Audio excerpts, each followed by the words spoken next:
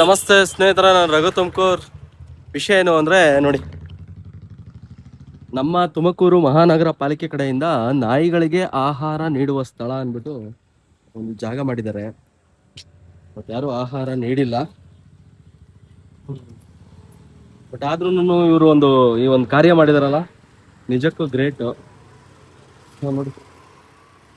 But ಒಂದು ನಾಯಿ ಮರಿ ಇಲ್ಲ, ಯಾರೂ ಸಹ ಊಟನೂ ಹಾಕಿಲ್ಲ.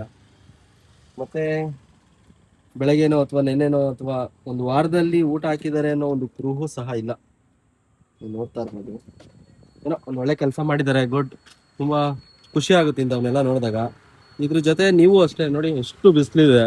ಸೊ ಈ ಸಮಯದಲ್ಲಿ ನೀವು ಸಹ ನಿಮ್ಮ ಮನೆಗಳ ಹತ್ರ ಇರೋ ಒಂದಿಷ್ಟು ಪ್ರಾಣಿಗಳಿಗೆ, ನಾಯಿ ಮರಿ ಅಂತ ಅಲ್ಲ, ಎಲ್ಲ ಪ್ರಾಣಿಗಳಿಗೂ, ಹಸುಗಳಿಗಾಗಿರ್ಬೋದು, ಎಮ್ಮೆಗಳು, ಕತ್ತೆಗಳು, ಮತ್ತೆ ಕುದುರೆಗಳು, ಪಕ್ಷಿಗಳು, ಇವಕ್ಕೆಲ್ಲ ಒಂದಿಷ್ಟು ನೀರಾದ್ರೂ ಇಡಿ.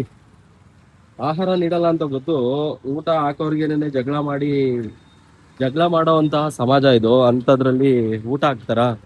ಸೊ ನೀರಾದ್ರೂ ಸ್ವಲ್ಪ ಕೊಡಿ ಪಾಪ ಪ್ರಾಣಿಗಳಿಗೆ. ನೋಡಿ ಎಷ್ಟು ಬಿಸಿಲಿದೆ ನೋಡಿ.